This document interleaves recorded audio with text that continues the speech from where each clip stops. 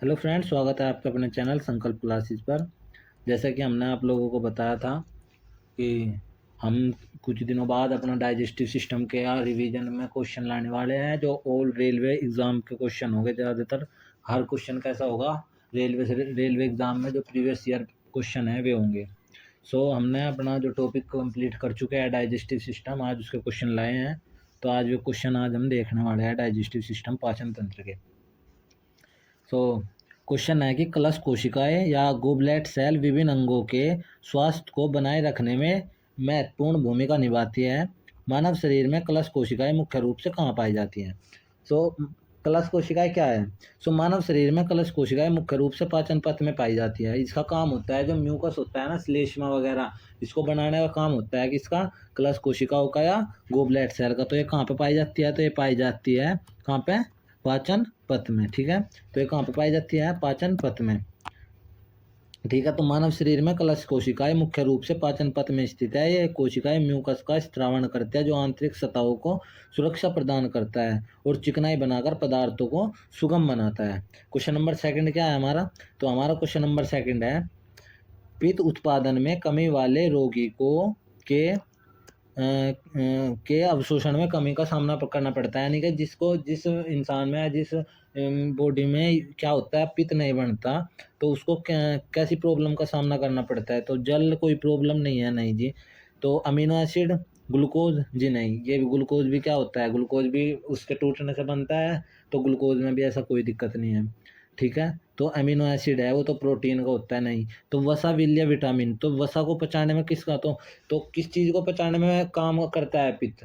पित्त रस वसा को पचाने में काम करता है। ठीक है, क्योंकि हम अपना 3 टाइप का भोजन खाते हैं, कार्बोहाइड्रेट, वसा और प्रोटीन। ठीक है, तो फैट या लिपिड्स को पचाने का काम किसका होता है? पित्त का होता है। तो वसा, विलयन, विटामिनों को, इसका एक्सप्लेनेशन पढ़ते हैं। तो इसका एक्सप्लेनेशन क्या है कि मानव शरीर में पित्त रस के उत्पादन में कमी होने पर व्यक्ति को भोजन के पाचन और पोषण से संबंधित समस्याओं का सामना करना पड़ता है। पित्त रस का उत्पादन मानव यकृत में होता है। कहाँ पे होता है? लीवर में होता है। यह वसा तथा वसा में घुलनशील विटामिन ए, डी, ई के, इसको हमने याद करा था कीड़ा से, के, ई, डी, ए के पाचन और अवशोषण के लिए आवश्यक है। ठीक है, तो विटामिन कौन से विटामिनों के लिए, कौन कौन से विटामिन होते हैं वसा में? तो विटामिन के, vitamin E, vitamin D, vitamin A. और ये क्या काम करता है? वसा को पचाने, वसा को का पाचन कराता है, डाइजेशन कराता है। अतः स्पष्ट है कि पित्त रस के उत्पादन में कमी वाले रोगी को वसा में विल्य विटामिनों के अवशोषण में कमी का सामना करना पड़ता है। नेक्स्ट क्वेश्चन क्या है हमारा? हमारा नेक्स्ट क्वेश्चन है कि अमाशय की मुख्य कोशिकाओं द्वारा स्त्रावित कौन सा एंजाइम या प्रोटीन के पाचन को प्रारंभ करने के लिए महत्वपूर्ण है? तो बताइए आप, कौन सा है? पेप्सिनोजन या गैस्ट्रिक लाइपेज या ट्रिप्सिनोजन या एमाइलेज? तो आप क्या कहोगे कि भैया ये है पेप्सिनोजन। ठीक है ना, तो हमने क्या बताया था कि जो पेप्सिनोजन एंजाइम है वे क्या होती है? हमारे उसमें जो गैस्ट्रिक सेल्स होती है, यानी कि जो गैस्ट्रिक जूस रिलीज करती है, वे 2 टाइप की सेल्स बताई थी हमने वहां पे आपको। एक थी उसमें कौन सी सेल? चीफ सेल, और एक होती थी वो थी ऑक्जेंटिक या पैराइटल सेल। ठीक है ना, तो चिप सेल थी और एक थी ऑक्जेंटिक या पैराइटल सेल। तो पैप्टिक सेल होती है जिसको बोलते हैं हम, वे क्या करती थी? पेप्सिनोजन और प्रोरेनिन एंजाइम करती थी ना, तो पेप्सिनोजन और प्रोरेनिन एंजाइम करती थी। तो इसका आंसर क्या हो जाएगा? पेप्सिनोजन। फिर ये HCl में मिलने के बाद क्या हो जाता है? पेप्सिन में ये अनएक्टिव एंजाइम है, फिर वो एक्टिव हो जाता है।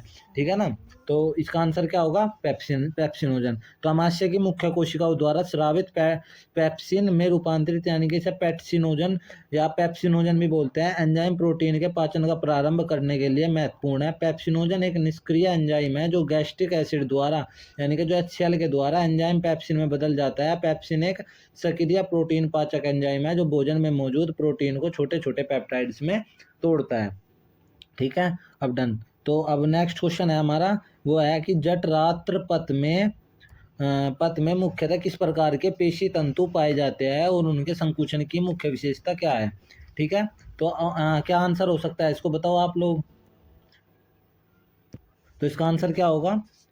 तो इसका आंसर ऑप्शन पढ़ो आप कि कंकाल पेशी फाइबर। कंकाली तो इसका तो मतलब है ही नहीं, कंकाल का तो रेखित पेशी तंतु इसका भी नहीं है। हृदय, हृदय से भी कोई नहीं, तो ऑप्शन क्या होगा सर? अगर बाय ऑप्शन भी करा तो यही होता है कि चिकनी पेशी तंतु, मंद और अवृत अनैच्छिक संकुचन। अब इसके बारे में देखो, पढ़ेंगे थोड़ा डिटेल में। तो ये क्या होता है? जठरांत्र मुख पथ में मुख्यतः चिकनी पेशी तंतु पाए जाते हैं एवं इनमें मंद और अवृत अनैच्छिक संकुचन होता है। ये मांसपेशियां पाचन तंत्र के माध्यम से भोजन को आगे बढ़ाने का काम, बढ़ाने, पाचन क्रिया को नियंत्रित करने और पेट और आंतों की दीवारों को संकुचित करने में मदद करती है। तो मोस्ट इंपोर्टेंट क्वेश्चन है, आरआरबी एनटीपीसी ग्रेजुएट लेवल में पूछा गया है। ठीक है। सो नेक्स्ट क्वेश्चन क्या है? सो नेक्स्ट क्वेश्चन है कि ग्रास नली और मुख का स्तर निम्नलिखित में से किससे ढका होता है? तो किससे ढका होता है? पक्षमाभी स्तंभाकार एपिथीलियम से नहीं जी, घनाकार एपिथीलियम नहीं जी, ग्रंथिल एपिथीलियम नहीं जी। तो किससे ढका होता है? स्तरित सल्की एपिथीलियम से। तो इसका आंसर क्या होगा? आंसर होगा बी। तो इसे आप देखो, पढ़ेंगे इसे के बारे में थोड़ा सा।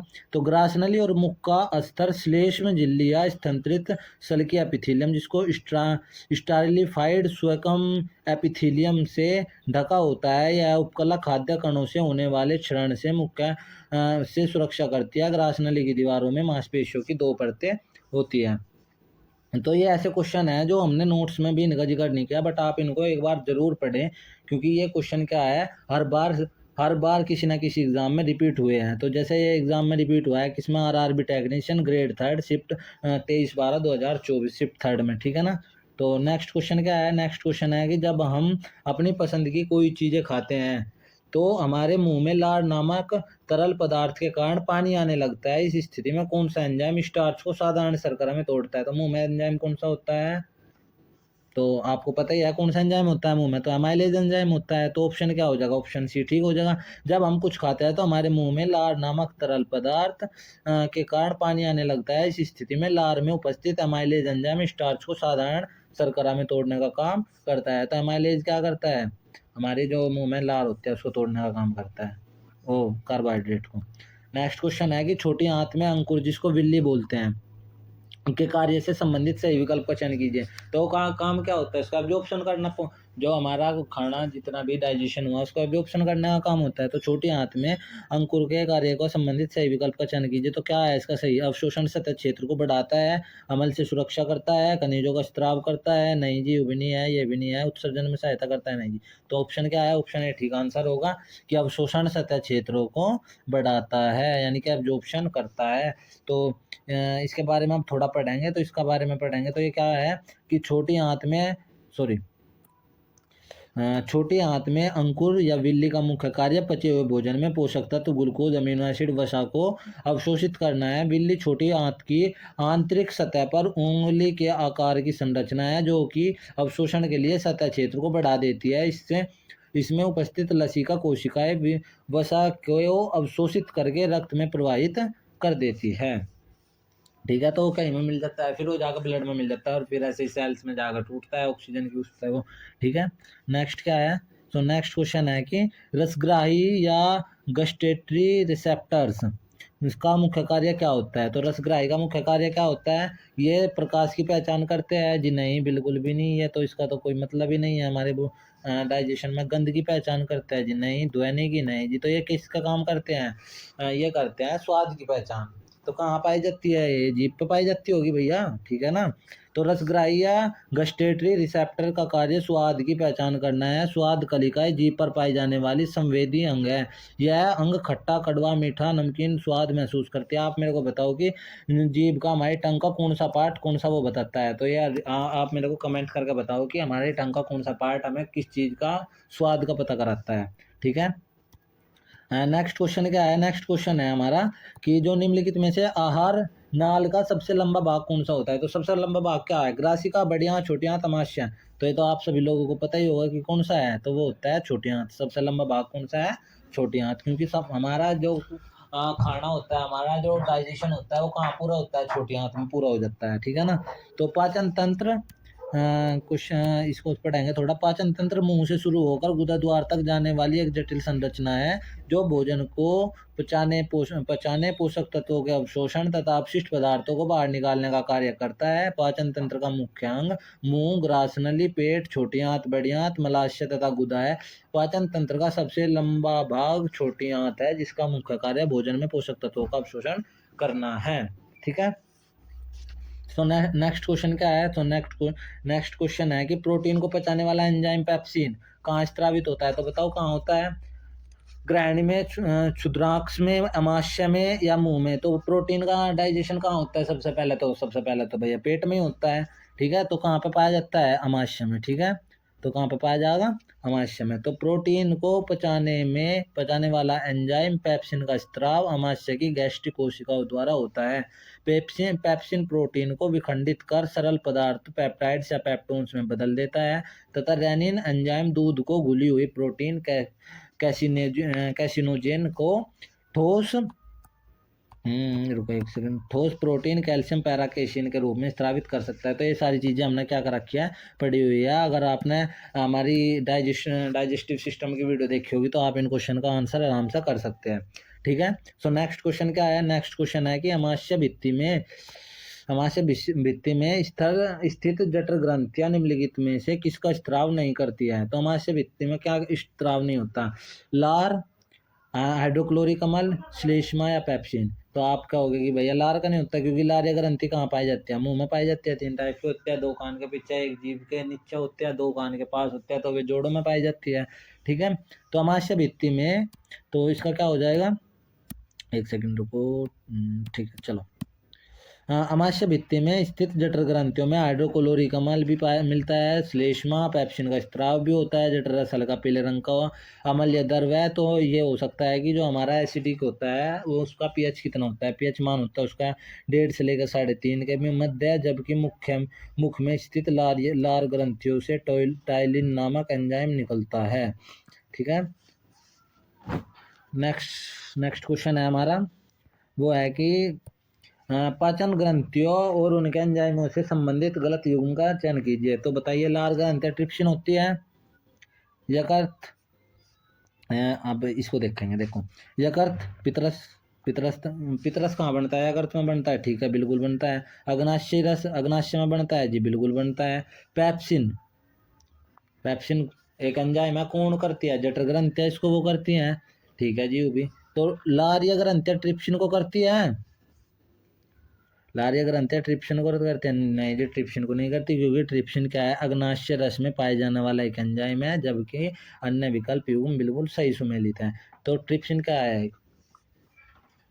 तो लार या ग्रंथि कौन कौन सा एंजाइम रिलीज करते हैं? तो आपका होगा कि सलाइवरी अमाइलेज या टाइलिन अमाइलेज एंजाइम और लाइसोजाइम। तो ट्रिप्सिन तो नहीं करती। ट्रिप्सिन कौन करता है? ट्रिप्सिन तो आप बोलोगे कि ट्रिप्सिन अग्नाशय रस में पाए जाने वाला एंजाइम है। ठीक है, जो पैनक्रियाटिक जूस होता है उसमें मिलता है। Okay done. अगला चलो। पाचन नलिका में भोजन की गति का सही क्रम क्या होता है? निम्नलिखित में से कौन सा सही है? तो भोजन कैसे कैसे जाता है? सबसे पहला कहाँ जाता है? भोजन मुंह में जाता है, फिर इसोफेगस यानी कि ग्रास नली में जाता है, और फिर पेट में जाता है। तो कैसे कैसे जाता है? तो इसमें तो वैसे तो फर्स्ट वाला ठीक है। तो कैसे कैसे जाता है? अगर मैं बोलूँ तो पहला मुंह में, फिर इसोफेगस ग्रास नली में, उसके बाद फिर पेट में, फिर छोटी आंत में पचने के बाद फिर बड़ी आंत में उसका वो होता है, वाटर का एब्जॉर्प्शन होता है, और फिर वहाँ पे मलद्वार से बाहर निकल जाता है। ठीक है। तो ये क्या होता है? पहले मुंह, ग्रासनली, अमाशय, छोटी आंत, बड़ी आंत, मलाशय और गुदा। ठीक है। तो पाचन नलिका को आहार नलिका व पाचन तंत्र भी कहा जाता है। Next question. तो नेक्स्ट क्वेश्चन क्या है? मानव शरीर में ग्रास नली किस प्रमुख अंग प्रणाली से संबंधित है? ग्रास नली में क्या होता है भैया? अंतःस्रावी तंत्र? नहीं जी, बिल्कुल भी नहीं। सेकंड श्वसन तंत्र? नहीं। तंत्रिका तंत्र? नहीं। तो किसका है? क्या होता है ग्रास नली में? खाना हमारे पेट में जाता है ग्रास नली से। तो ठीक है, तो किससे है? पाचन तंत्र से है। किससे है? तो ये है पाचन तंत्र से। ठीक है। ठीक है, पाचन तंत्र से। ओके। तो पाचन की प्रक्रिया में बोलस या अर्ध ठोस मिश्रण जो जिसका जो बोलस फूड किसको बोलते हैं, जो हमारे मुंह में कार्बोहाइड्रेट का पूरा पार्शियल वो नहीं होता, पार्शियल डाइजेशन होता है, उसको क्या बोलते हैं और बच्चों का खाने को, उसको बोलता है बोलस फूड, ठीक है ना। जो मुंह में भोजन चबाने और लार के साथ मिश्रित होने के बाद बनता है। जब हम भोजन को चबाते हैं तो लार ग्रंथियां एंजाइम युक्त लार स्त्रावित करती है, जो सब भोजन को नम और नरम बनाती है। यह मिश्रण बोलस निगलने में आसान होता है और ग्रसनी व अन्न नली के माध्यम से पेट की ओर अग्रसर होता है, जहाँ आगे का पाचन होता है। ठीक है, आप लोगों को समझ आ गया चीजें। ठीक है, तो नेक्स्ट क्वेश्चन पे चलते हैं। नेक्स्ट क्वेश्चन क्या है कि पाचन के संदर्भ में बोलस को सर्वोत्तम वर्णन निम्नलिखित में किस विकल्प में दिया गया है। बोलस क्या है, फूड है जो कुछ जिसमें कुछ डाइजेशन होगा, जिसका कार्बोहाइड्रेट का किसी कुछ का नहीं हुआ तो उसको बोलस फूड बोलते हैं। ठीक है, तो इसके बारे में समझते हैं, चलो पढ़ो को क्या है इसका। पाचन क्रिया को उद्दीप्त करने के लिए आमाशय द्वारा स्त्रावित एक हार्मोन है। बोलस नहीं जी, बोलस तो एक वो है जो अंडा कुछ खाना पचा कुछ नहीं पचा, उस मिश्रण को क्या बोल रहा, बोलस बोल रहा। ये सेकंड है कि आंतरिकाओं के श्लेष्म में ग्रंथियों द्वारा स्त्रावित एक पाचन तंत्र, नहीं जी बिल्कुल भी नहीं है, ये भी नहीं है। अग्नाशय द्वारा उत्पन्न एक प्रकार का एंजाइम, नहीं। चबाने के दौरान बनने वाला भोजन और लार का मिश्रण, तो ये क्या होता है, इसको बोलस बोलते हैं। ठीक है, तो नेक्स्ट क्वेश्चन है कि नेक्स्ट क्वेश्चन क्या कहता है कि निम्नलिखित में से कौन सा ग्राही स्वाद की पहचान कराने में मदद करता है। तो वे क्या होती है, वे तो रसग्राही होती है, नॉर्मल सी बात है। प्रकाश ग्राही कुछ नहीं होती, ग्रहण ग्राही नहीं है, ध्वनि ग्राही नहीं है, क्या है, रसग्राही है। तो स्वाद की पहचान करने में रस संवेदी ग्राही या रस ग्राही मदद करती है। ये ग्राही जीभ पर मौजूद स्वाद कलिकाओं में पाई जाती है। संवेदी ग्राही 5 प्राथमिक स्वादों के प्रति अनुक्रिया करती है, जो मीठा, खट्टा, नमकीन, कड़वा और उमामी स्वादिष्ट है। जबकि ग्राही क्या करती है, गंध का पता लगाती है। तो ग्राही क्या काम करती है, तो ये क्वेश्चन हो सकता है आपके एग्जाम में कि ग्राही किसका काम करते हैं। तो ग्राही काम करती है किसका, ये सूंघने का या गंध का पता लगाती है, गंध का पता लगाती है। और जो हमारी इसका क्वेश्चन का आंसर है वो क्या है, रसग्राही। और ये कराती है क्या, ये गंध का पता लगाती है। ठीक है, अगला क्वेश्चन चला। ठीक है जी, चलो आगे आगे मानव आहार का एक चित्र नीचे दिया गया है। इसमें इसके आधार पर स्तंभ 1 का स्तंभ 2 के साथ सही मिलान करके दर्शाइए। ठीक है जी, done. Okay okay okay okay, ये होगा। तो ये देखो, ये है कि अंकुर भोजन, एक मिनट रुको, यहाँ पे देखना पड़ेगा हमें। तो ए का काम क्या है, ए है ईसोफेगस, तो इसका काम क्या होता है, एक स्थान मिलेगा। अंकुर विल्ली नहीं, जिस तभी नहीं मिला। लंबाई जंतु द्वारा खाए जाने वाले भोजन पर निर्भर करती है, पाचन नहीं होता। तो ए में क्या होता है, ए में कोई भी पाचन नहीं होता। तो ए का ऑप्शन क्या होगा, ए का ऑप्शन होगा आपका बी, क्योंकि ए में तो कोई पाचन नहीं होता। तो इसका तो मैं बोल सकता हूँ कि इसका क्या होगा, एक सेकंड, इसका तो ये हो जाएगा। बी का क्या होगा, बी क्या है हमारा, बी देखो क्या काम करता है, बी बी बी बी, हाँ ऐसा है, यहाँ पे होते हैं शायद, ये बी है बड़ी आंत। इसमें थोड़ा क्लियर नहीं चमक रहा है डायग्राम में, पर लग रहा है बी बड़ी आंत है, सी छोटी आंत है और डी है हमारा लीवर। तो सी और डी से मिलाने की कोशिश करते हैं। सी क्या है, हमारा लीवर है ना, सॉरी छोटी आंत है और डी लीवर है। तो सी में क्या होता है, अंकुर भोजन में जल का अवशोषण, यानी कि सी का फर्स्ट हो सकता है, सी का फर्स्ट, ए का थर्ड, सी का फर्स्ट, ए का थर्ड, तो ए का तो होगा आपका फोर्थ, और ए का फोर्थ होगा, एंड बी का होगा सी। हमारा सी क्या था, रुके एक सेकंड आप रुकिए, सी छोटी आंत और डी था लीवर। तो छोटी आंत क्या होगा, छोटी आंत सी। तो ये क्या होती है, लंबाई, इसकी लंबाई जंतुओं द्वारा खाए गए भोजनों पर निर्भर करती है। तो हमारा बी ऑप्शन ठीक हो जाएगा ना। तो ठीक है, बी ऑप्शन हमारा क्या हो जाएगा, ठीक हो जाएगा। सी का सेकंड होगा, ठीक है, और डी का हो जाता है हमारा थर्ड। वसा के पाइशीकरण में सहायक होता है लीवर। ठीक है, हाँ, क्योंकि लीवर क्या होता है, वो करता है ना, सेल सिक्रेट करता है, जिसमें वो वसा होती है, एक पितरस बोलते हैं उसको। तो इसका ऑप्शन क्या हो जाता है, बी ऑप्शन हो जाएगा इसका। तो ऐसे क्वेश्चन आने के बहुत चांस होते हैं, तो इनको आप थोड़ा ध्यान से देखें। ठीक है ना। तो आहार नाल में क्या होता है, मैं आपको बताया था कि आहार नाल क्या होती है, बस एक ऐसी चीज़ है जिसमें इसोफेगस की, जिसमें कर्मकुंचन की प्रक्रिया होती है। भोजन मुख से कहाँ पे आता है, माउथ से स्टोमक तक आता है। तो इसमें क्या होता है, कोई भी पाचन नहीं होता है इसमें, ना कोई एंजाइम होता है, ना कोई जूस होता है, तो इसमें कोई पाचन नहीं होता, ठीक है। बड़ी आंत का काम क्या है, अंकुर बिल्ली भोजन से जल का अवशोषण। तो बड़ी आंत में तो हमने बताया था क्या होता है, बड़ी आंत में जल का अवशोषण होता है। छोटी आंत तो क्या होती है, छोटी आंत लंबाई की ही लंबाई होती है, वह जंतु द्वारा खाए गए भोजन पर निर्भर करती है। क्योंकि जो छोटी आंत होती है ना, उसकी लंबाई, अगर कोई मान के चले आप शाकाहारी जानवर है या जंतु है, तो उनकी जो छोटी आंत की लंबाई होगी, उनका खाना बहुत देर में पचेगा, इसलिए उनकी जो छोटी आंत की लेंथ होगी वह बहुत ज़्यादा होगी। लेकिन अगर कोई मांसाहारी होता है जैसे जानवर, जैसे शेर, चीते आदि, इनकी जो छोटी आंत होगी, इनका डाइजेशन बहुत जल्दी हो जाता है और खाना बहुत जल्दी पच जाता है, इसलिए इनकी छोटी आंत होती है और इसकी लंबाई क्या होती है, बहुत कम होती है। और यकृत से क्या निकलता है, पितरस निकलता है, वो क्या करता है, वसा के पायशीकरण में सहायक है, यानी कि वसा के को पचाने में सहायक होते हैं। उसको जो वो उसको बोलते हैं ना, पायशीकरण एक वो होती है जो रिएक्शन होती है ना वहाँ पे। हाँ, तो उसको एमल्सिफिकेशन या पायशीकरण बोलते हैं। फैट होता है, उसको बाइल जूस कहीं में तोड़ता है, फैटी एसिड में तोड़ता है, तो इसको ही क्या बोलते हैं, एमल्सिफिकेशन या पायशीकरण कहते हैं। तो आशा करता हूँ आप लोगों का वीडियो बहुत अच्छी लगी होगी और समझ आई होगी। तो ऐसे ही अगर इंटरेस्टिंग क्वेश्चन और रेलवे के PYQ देखने हैं जो पिछले एग्जाम में रेलवे ने दिया है, तो चैनल को लाइक शेयर एंड सब्सक्राइब जरूर करें। और नेक्स्ट वीडियो में आपसे मिलते हैं, तो धन्यवाद, थैंक यू सो मच।